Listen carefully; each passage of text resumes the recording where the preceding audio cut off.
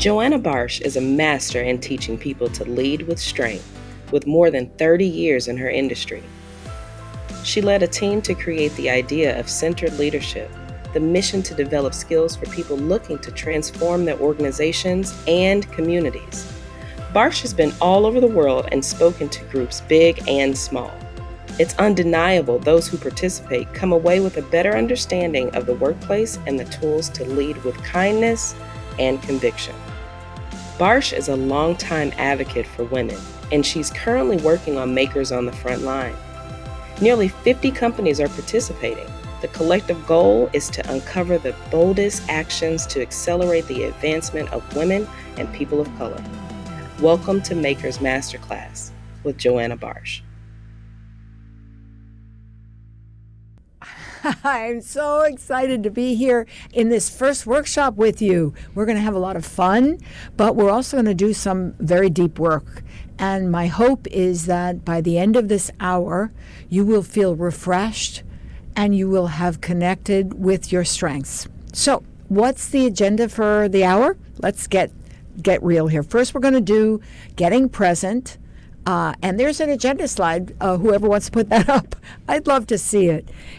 Getting present, and then fabulous, rediscovering who we are at our core, our center. And then we're going to take that strength and we're going to ground ourselves when we face challenges. This is the secret sauce that you're going to get in order to feel courage and confidence when you face work challenges that are downright scary. We're going to take what we've learned there and prepare for action. And then, ultimately, if you have questions for me, I'm going to try to answer them. We'll see what happens, okay? So let's move right on to getting present. What does that even mean? Getting present is what we do in terms of something I call a check-in. You probably start meetings like something like this. Hey, Tracy, we have to get going. We don't have any time here. We only have an hour. So you know what to do? Let me tell you what to do. And then, oh, Janae, you need to do something else. So you get that done. And okay, are we done here? Because I don't have any time for this. So goodbye. That's not a check-in. A check-in is when we take the few minutes it takes to become present, to all of us, to be together, alert, conscious. Why do we do it? Why be present? Because when we can set an intention together, consciously or deliberately, another word for that, we can focus our attention for the time that we have, be more effective and more efficient. And it really helps. So how does that work? And how's it different from just saying, okay, hello everybody, hope you had a good weekend? Actually, here's how it works. The leader, who's you, asks two questions. I always start with a question around feeling. How are you feeling today? And then the second question. I've set for today's check-in the question, I wanted to attend this session because. That'll be a question that we'll all reflect on in a minute.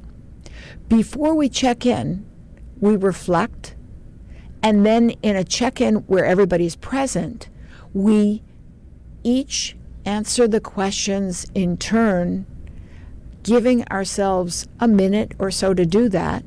And there's no dialogue. There's no, oh, you just said what I was going to say, darn it. No, that doesn't happen. The person gives his or her answer, and we say thank you, and the next person goes. And when everybody has checked in, we're ready. Now, because we're a large online audience today, we'll do a check-in through the chat line. So get ready to do that.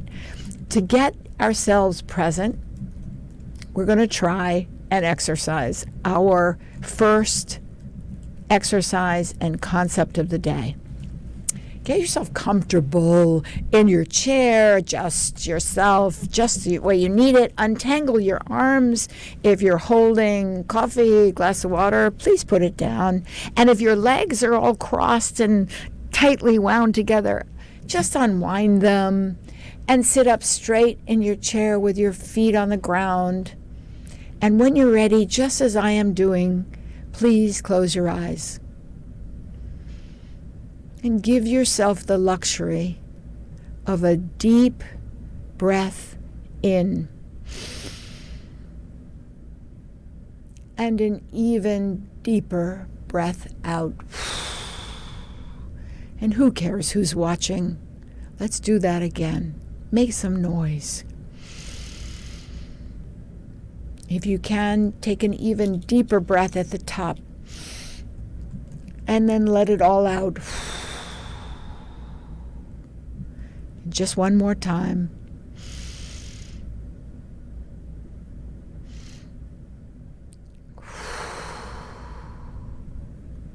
And as you begin to breathe normally, ask yourself, how am I feeling today? Or if you're not a feeler, what am I thinking about? And then the second question, why do I want to be in this session today?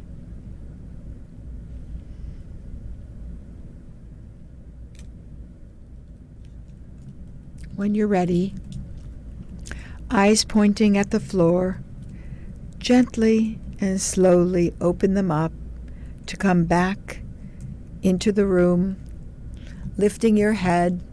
If you like, take a stretch. Yeah. Oh, that feels so good. And please enter the chat line and tell us how you're feeling and why you wanted to be here so that I can serve you better, knowing why you're here. I feel peaceful and energized, and I wanted to be here today to connect with you, to share this joy of operating from strength, leading from strength with you.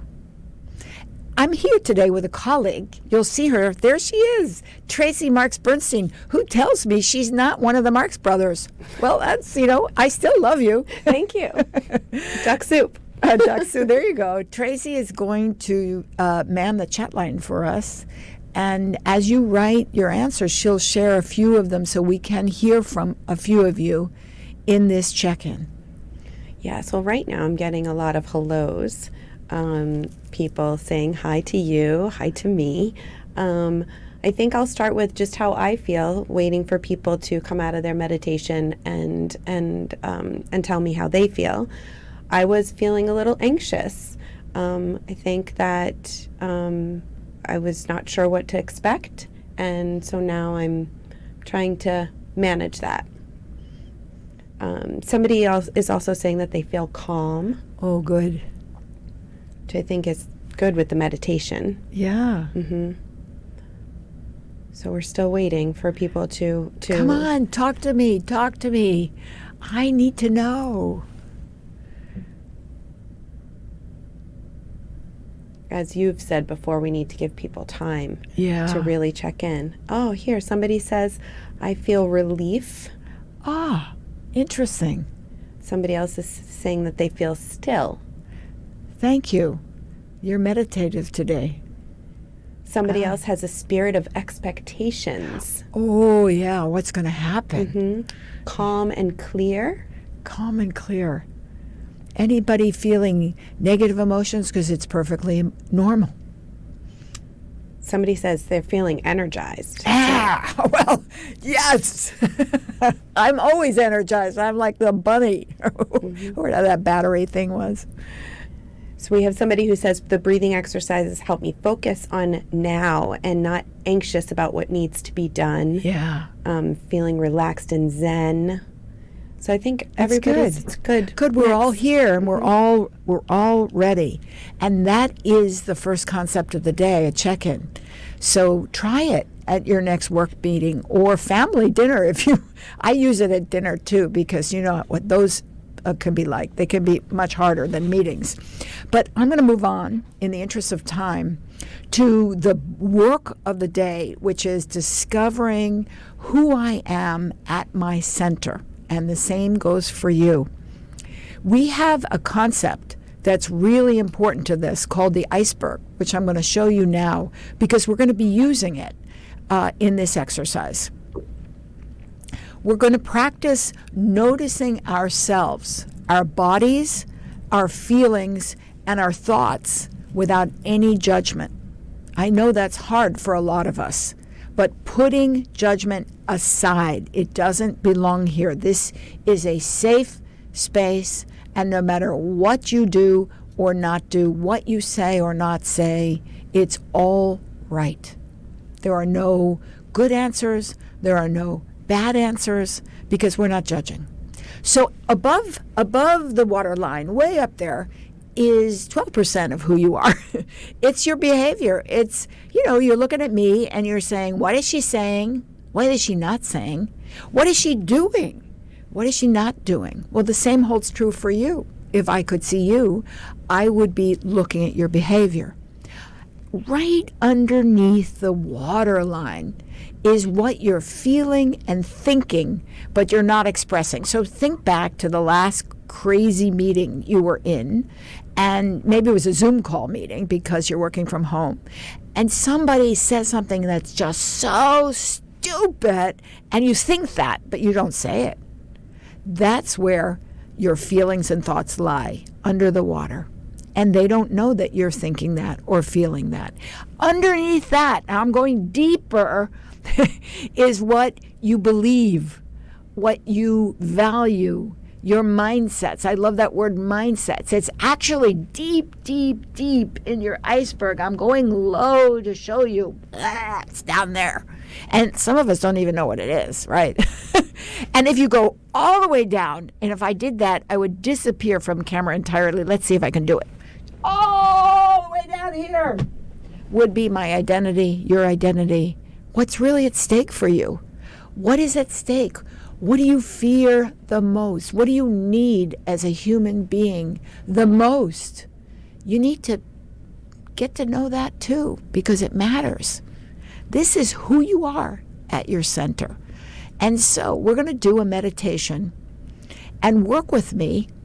Dare to go deep into your iceberg to see what comes up without judgment. So let's get going. We know what to do. We're going to close our eyes. We're going to do a little visualization. Closing my eyes just like you are. We're taking our breaths and releasing. We're doing it a second time. Slowing down even more. One more time.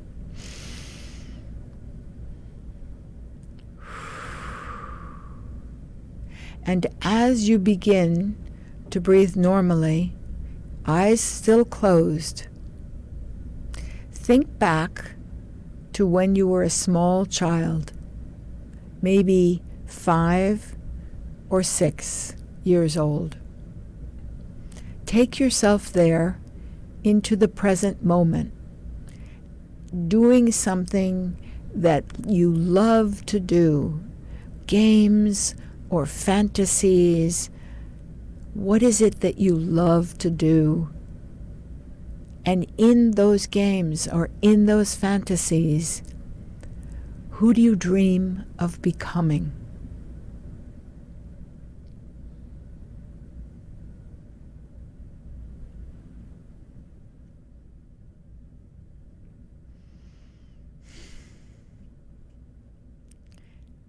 And now, moving a little bit forward in your life to when you were a young adult, possibly in high school or university if you went, what activities are so engaging that you lose track of time?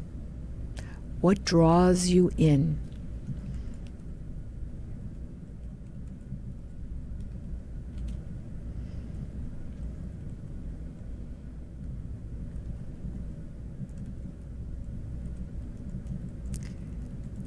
And as you look back over the last year, think of a point when you felt fully alive, fully energized, living the best life, leading at your best. What are you doing? What are you saying? Who's around you?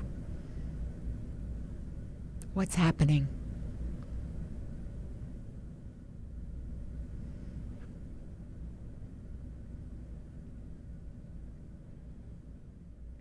And as you look across all three moments of time, who are you?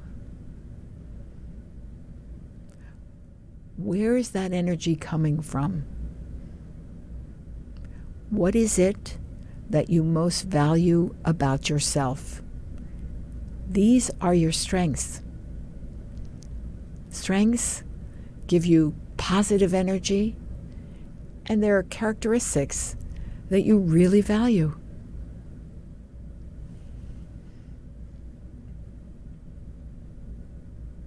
When you're ready, you know what to do. Eyes pointing to the ground, slowly and gently opening them up to come back into your room, lifting your head. I imagine you all there with me in the room, smiling. And if you would be so kind as to take some paper and write it down. If you're a computer person, find a space to write down your thoughts. What are those memories? And what is it that you're doing? Where is your energy coming from? What do you value most about yourself in this moment?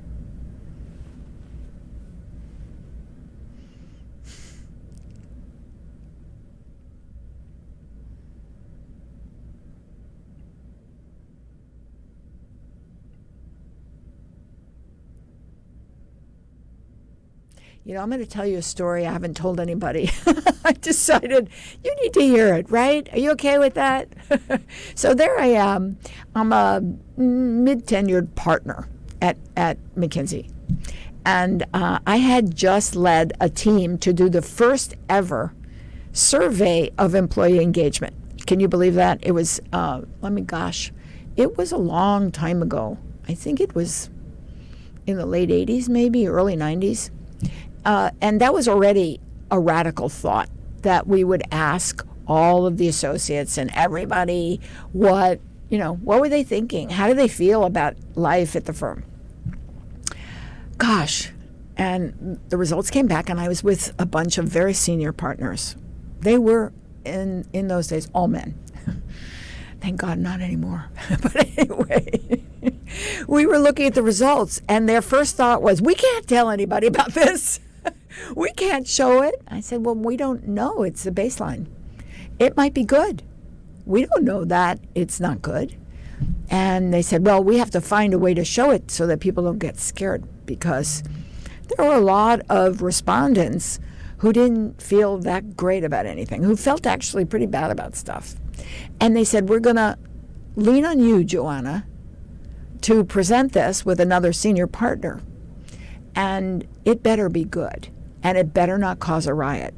And you better not mess up. By that point, I was so scared. I was incredibly scared. And I thought, what am I going to do?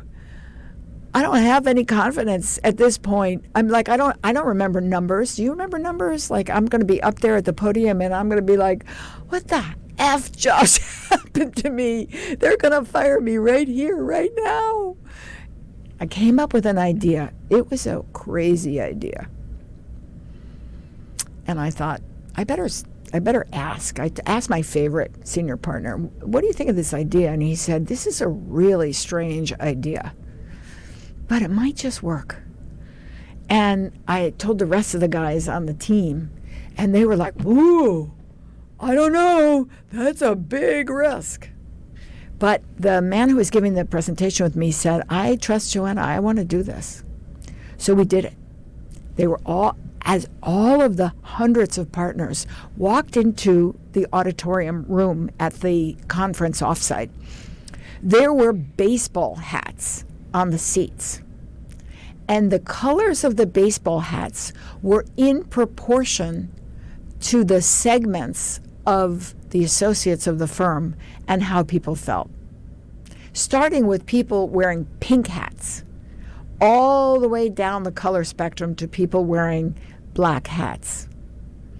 And for each segment, I asked the people who found that colored hat to put it on, stand up so we could see them.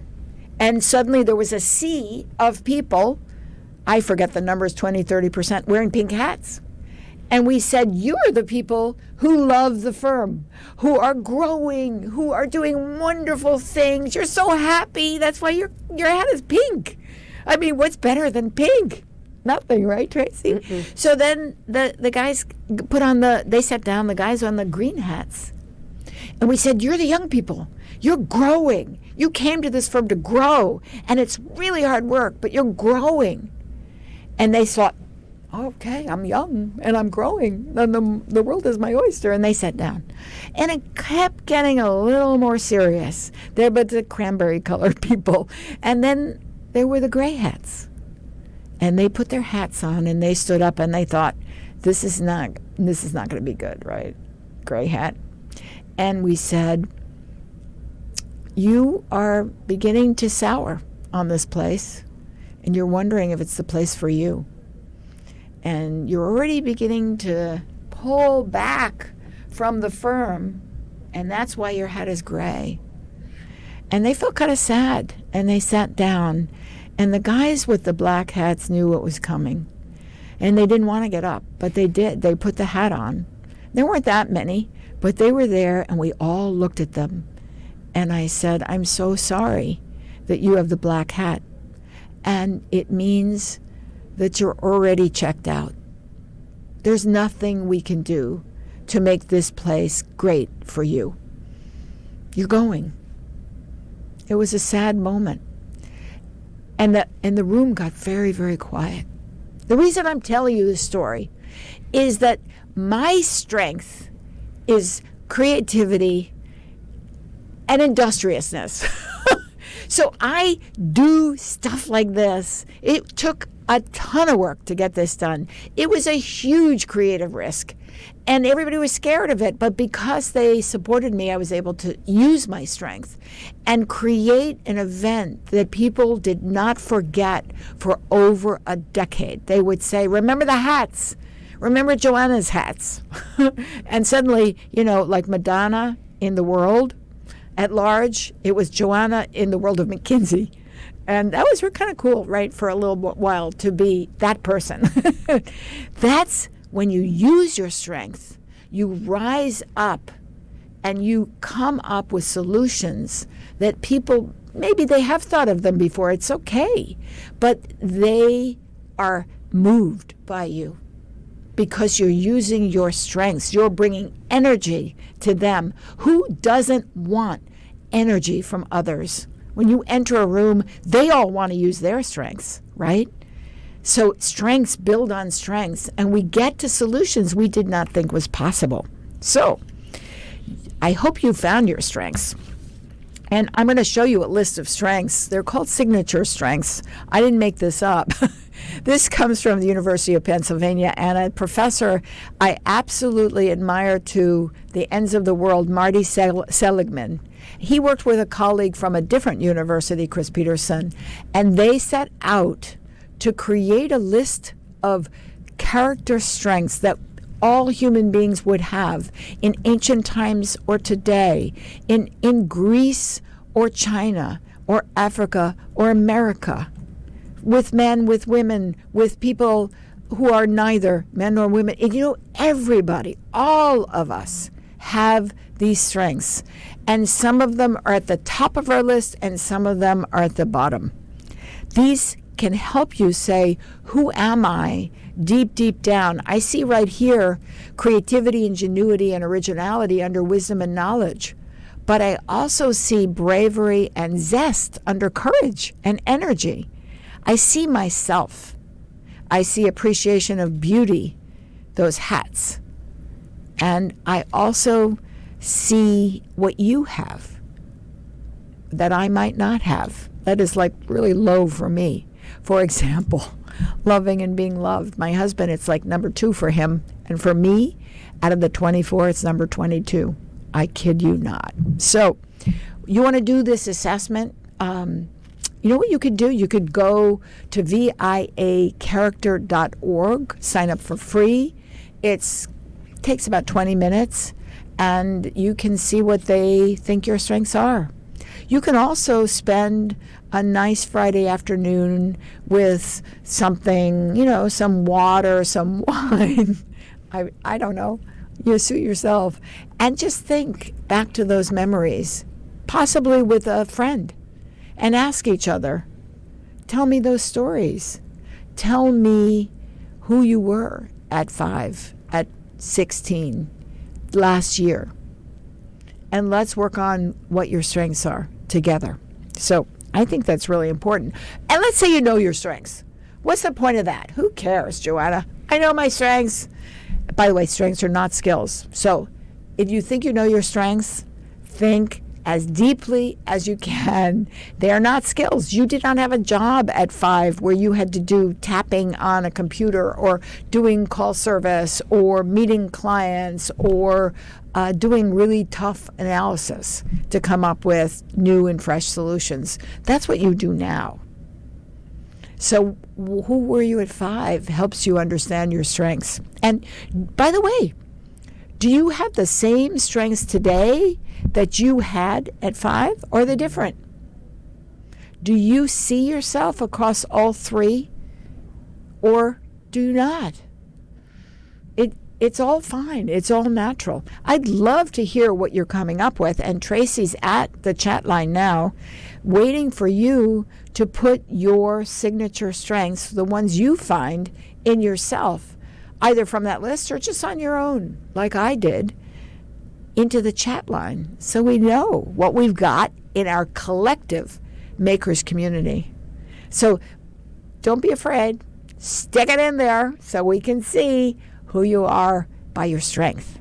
So we're seeing people that have love of learning, Woo! curiosity, and interest in the world, Love it. hope, optimism, and future-minded, Ooh, okay, cool. curiosity and courage. Courage and curiosity. One Yes. person said, as a child, playfulness, and as an adult, reliability and kindness.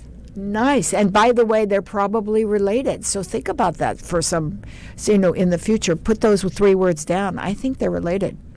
And we also see humor and lightheartedness, Great. curiosity and empathy, drive and agility, ability to pivot. That's a new Nice. one. Okay. Interesting. So that's flexible thinking and also drive. You put those 2 things together, you're probably an entrepreneur, or you could be. It's what what are you noticing what I'm noticing, Tracy, which is that all of those are different. We're all different. And when we all come together as a team, we bring all those strengths. Imagine what you can do with a team that brings diverse strengths. We're not asking who you are, what you do, what your title is. We're asking what your strengths are. Imagine your own teams and doing this exercise with them to find out what's on your team. Could be cool. Could be cool. I think the last one we have is empathy, loyalty, patience, and determination. Oh, nice. Determination's a favorite of mine. I always wanted to be a leader at McKinsey. But when the leaders came into the room, I'll show you on camera. They were like way up there because I'm under 5 feet tall. I'll admit that to anybody. And if you saw me in the room, you would say, yeah, she's really short. So they never saw me. They just saw each other. Hi, Bob. Hi, Rob. Hi, Mob. Hi, Cobb. And, there I was. So, I was not a leader because I thought of my heights. Anyway, very interestingly, industriousness and perseverance is indeed my core strength alongside the others that I've told you. And that's okay. That's wonderful. It means you love to get shit done. Yes, the organization needs you. The world needs you. Your friends and family need you because you get them organized and you get it done and you move forward. That's marvelous. Whatever your strengths are, bring them to work. So let me give you a few ideas on how you can, in fact, use your strengths. Every morning, if you're in the shower or over coffee or walking the pet that you have, ask yourself, before emails, before texts, before calls, before all those other people in the world get to you, what do I want for and from myself? Simple question for the day. Every day, I want to connect with you. I want to give all that I can to you without seeing you. That is my intention today. And then you can also ask your team members, we talked about that already, to help them discover their strengths. You could start every discussion as opposed to, what the heck is going wrong? You could actually say, what's working well? Even if things are going wrong, is there anything, even within that, in small part, that's going right? Start with that and see what happens. You end up thinking about solutions faster when you start with strengths. And if you can, ask 5 or 6 people to help you. Write something down. What do they notice when you are at your best? And what can you do, in their estimation, to be at your best more of the time? See what comes out of how people start to behave. I want to see more of that in you. And it's so different from focusing on what goes wrong and what weaknesses you might have. I don't really care. I want you to develop your strengths. So, in the interest of time, we're going to use our strengths to face a big, exciting, scary as all heck challenge. I hope it's a work challenge. If you're working, if you're between work, it might be a challenge of like, how do I find work that's actually enjoyable, meaningful, and pays? It might be that you're at home for a sabbatical or for a period of time, and in which case your challenge might be, how do I find myself? Whatever your challenge is, make it big, exciting, and scary, and think of it, and if you can, write it down on paper, in your computer, on your phone, whatever you like. Just clarify it. Great. So now we know what our challenge is, and we're going to do a short meditation. You know how to do it. You're an expert. I'm going to close my eyes. We're going to do a visualization. We're going to calm ourselves down. We don't even need the deep breaths because we are calm. Think back to a time when you achieved something that no one thought possible. You didn't even think it was possible. But you did achieve this impossible challenge. What are you doing and saying? Who are the people around you? What is the impact that you are having on them, on yourself? What are you feeling? And in this moment, what is it that you're valuing about yourself? Write your story down. I'll give you a minute. These stories are incredibly important. They help us build confidence, build courage, take on new challenges, because always that next new challenge seems impossible. But it turns out that in 5th grade, you were amazing. You met a challenge, whatever that was, and it's good to reconnect with it, to remind yourself. Or maybe you were 20, or maybe it was last week. Bring that challenge to the table before thinking about your new challenge. We're so lucky today because we have a special guest. Tracy and I are looking forward to meeting Cecilia. She's going to come on from Northern California, I believe, maybe Southern California. It looks Southern like California. Southern California. You look like you're in heaven. Hi, Cecilia. Tell us who you are and what your strength is, and importantly, then share your story with us. Absolutely. Thank you for having me. My name is Cecilia, and I am coming to you from Southern California, from Los Angeles. Thank you so much for that meditation, Joanna. That was really enlightening, thinking back to the different stages of my life and the strengths and how they've carried along. When I think to my younger self, I think about my sense of empathy and loyalty, even at a young age, to my friends and to those around me. And when I think about a story that I accomplished something that I didn't think I could, or, maybe what I look back on as one of my proudest accomplishments, I think back to my senior year of college. I went to UCLA, not too far from where I'm living now.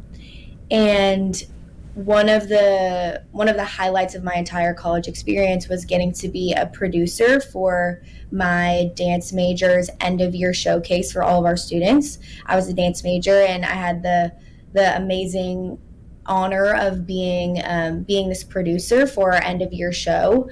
And every year the show is produced by the students, for students, featuring all student choreography. And it was a really big feat, but I knew that I wanted to do it ever since my freshman year of college. And I knew what it meant for me when I stepped into this role was that I wanted to make sure that the experience that I was able to provide for my classmates was going to be one where they felt heard, where they felt seen, where they felt supported, and where they just had the perfect environment to be able to do some of their best work. At the end of the year, we invite our classmates, our friends, families fly in to be able to see what we've been working on. And so I just wanted to really make sure to put my classmates first and make sure that they had all the tools that they needed to be able to do their best work. And myself and my other producers, we were in charge of everything from beginning to end, from raising grant money to supporting all of the choreographers with picking their students that they would audition for their pieces. We would be in charge of scheduling the entire year in order to get everyone prepared for the performance. And also, we were the leaders of this group of students who were participating, and we needed to make sure that they always felt that, everything was running smoothly. And I remember being at the opening night of our performance thinking, wow, I cannot believe that we made it this far. I can't believe all of the challenges that we overcame. And there was plenty of challenges, plenty of unforeseen challenges. And I believe that myself and my co-producers, we really moved through them with grace and never forgetting the number one goal that we had, which is that we wanted our classmates to have the best experience possible. And it was a complete success, and I've never been more proud of myself or my peers. And one of the most fulfilling parts of that was just being able to feel the impact by having my own classmates that I had known for 4 years at that point come up to me and say, thank you so much for your leadership during this time. I always felt that I, had complete support and that I could do whatever I needed to do in order to express myself creatively. And that just meant so much. And thinking back on that, that's probably one of my proudest accomplishments because I really did set that intention and was able to see that it paid off and that it actually impacted folks. So that's something that I take with me for sure. And as you said, when I think of a scary challenge ahead, and that intention that I had, always remembering and coming back to that I was able to accomplish it because I stayed focused and really leaned on my strengths of just empathy and So Cecilia, how do you feel right now in this moment? I feel happy remembering this time in my life. And what is it that you most value out of this extraordinary story of impact? I value the idea that I was able to do something that I thought I would never be able to do, that I really showed up when I needed myself to show up and when others needed me. And what's the scary challenge facing you?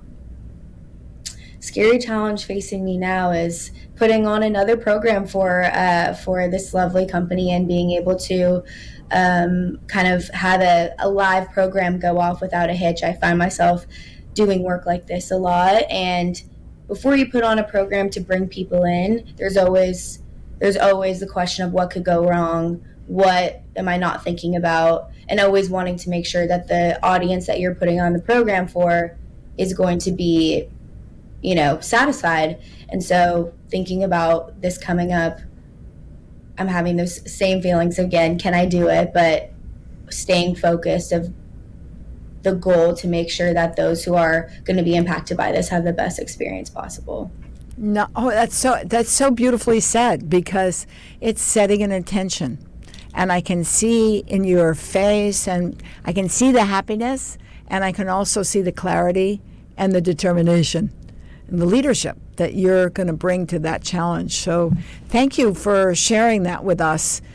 You are a wonderful example of how knowing your story can set you up for success in a way that just going down the rabbit hole of the challenge wouldn't ever accomplish.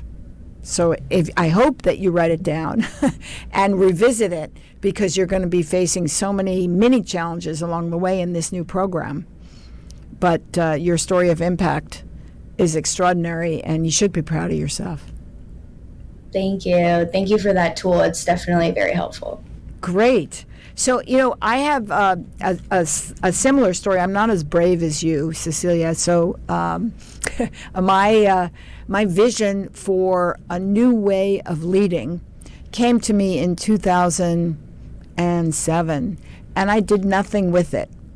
We did a training program, not that different from what you're talking about, Cecilia. We did a program for the women across McKinsey. And that was kind of fun, but we didn't know what to do with it until 2009. And I was in a workshop, and I was with a younger partner, person like you, and I had this vision of what I was doing, centered leadership, and I drew it.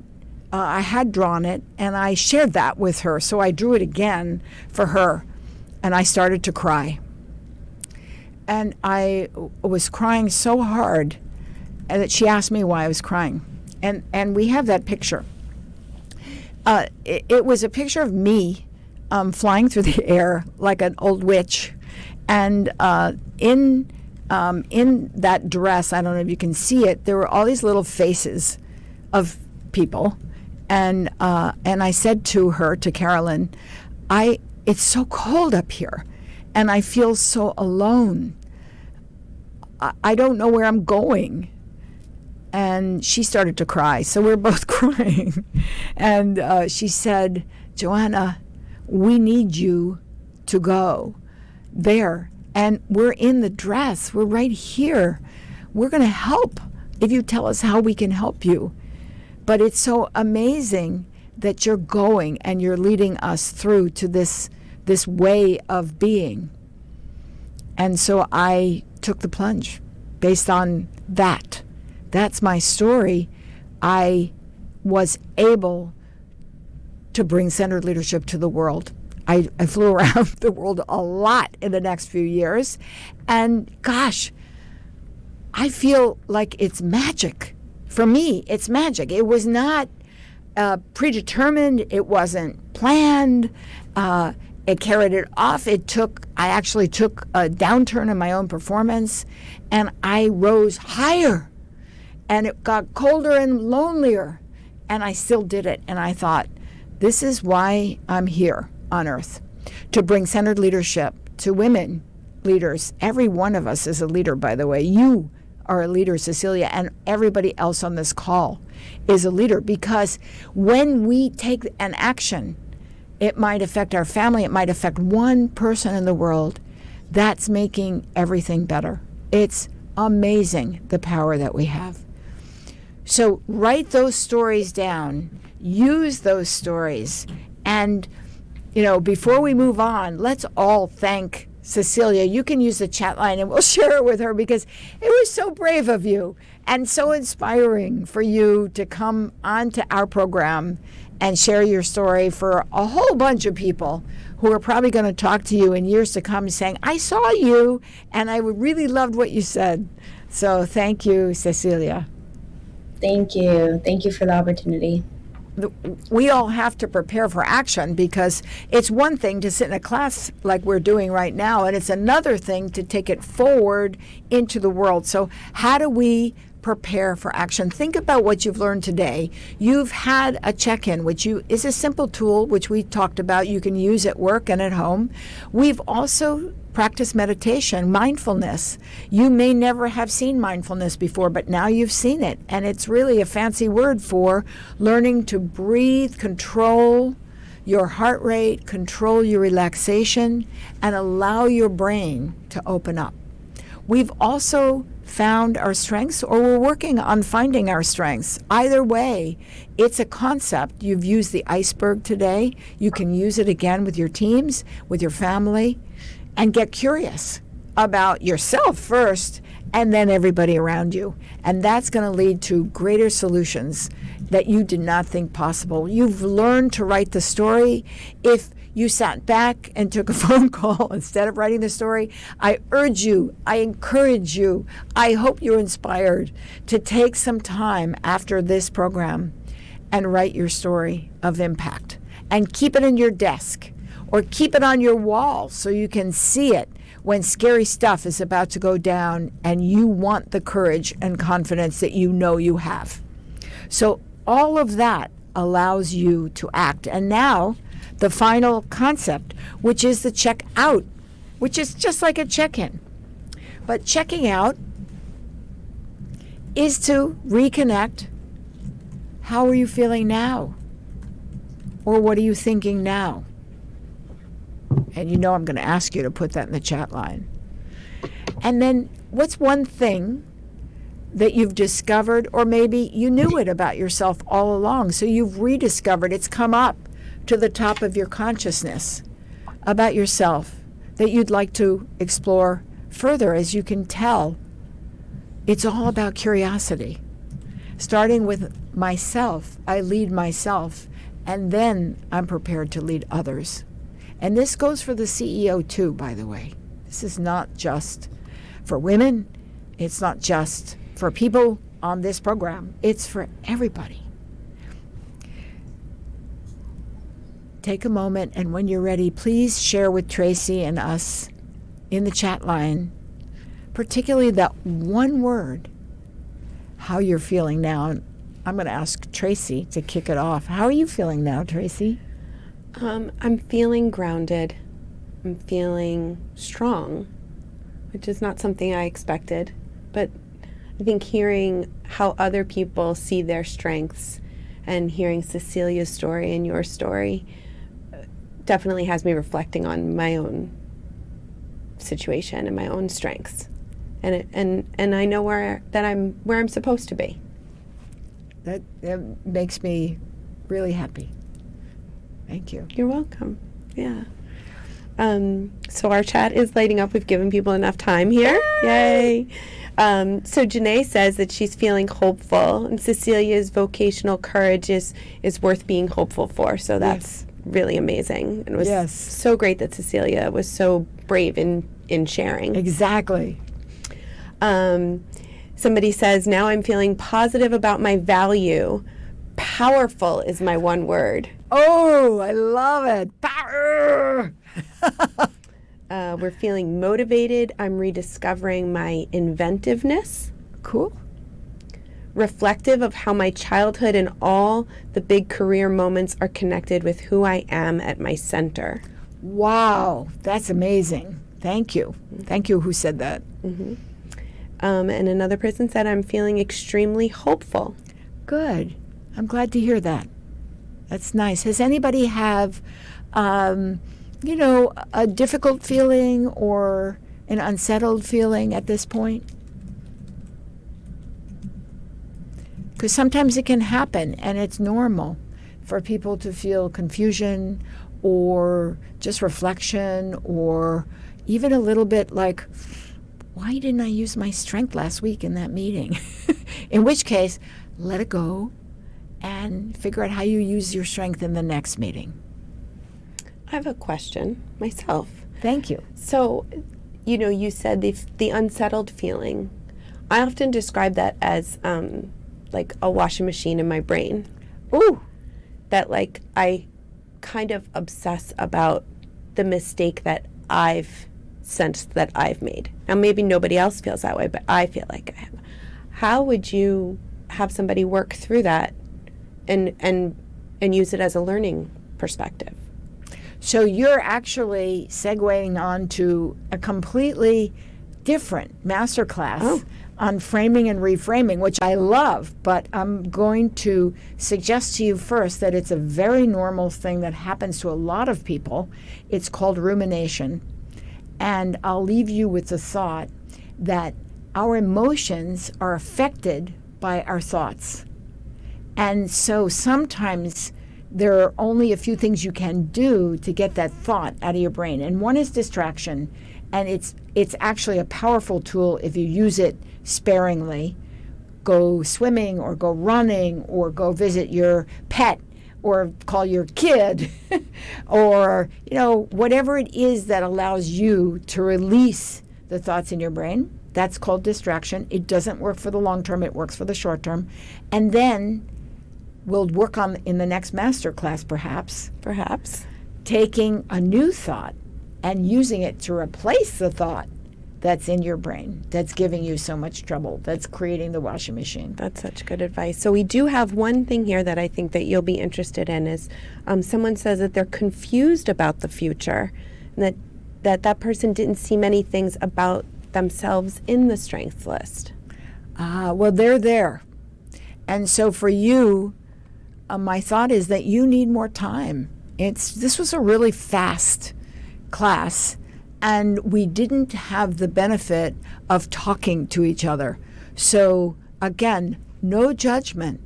There are strengths in you, and it will take you time to find them. So my suggestion for you is to take a friend or colleague, not your mom, not somebody who thinks they know you so well that they're going to tell you what you should be feeling, because this is not about that. This is about exploring and getting curious about what's in you. And with that colleague or friend, really digging into the stories, those stories of positivity, of high energy, of losing track of time, of feeling great value in yourself. And choosing to focus on those in the moment, which means not telling it in the past tense, tell it in the present tense. I am. Here I am at 5, painting. And then digging into what it is. And as you tell your colleague or your friend, they will withhold answering it for you. They will just ask you, and what else? And they'll listen, and it will be uncomfortable, and you'll get there. And maybe you and I can work at it at the next class. At any rate, I want to thank everybody for joining me. We're going to do a question and answer very, very soon. We don't have that much time together, but I'll stay on the line as long as there are some questions. But I wanted to thank you for joining me, and also to let you know that there are a couple of ways for you to continue the journey. There are the 3 books. I don't know if you've read How Remarkable Women Lead, but that was the first book. And I have to say, I was blown away by how incredible women from around the world who shared their stories with me are, and what great leaders they are. And some of those women were not people in charge of big, giant public corporations. They were in charge of tiny little businesses. And they were inspiring, and they will inspire you. The Grow Wherever You Work is for younger people. Cecilia, you might find it more interesting because it's a bunch of people who are in their 30s who are facing very real work challenges. I think there are 12 challenges in there, including not wanting to get out of bed in the morning and going to work because it sucks. So any kind of challenge will be in that book. And then the third one is for those of you who want to teach this, who want to live it, who want to do more exercises. It's filled with the program of centered leadership that we teach at McKinsey, that I teach outside McKinsey. I teach with makers.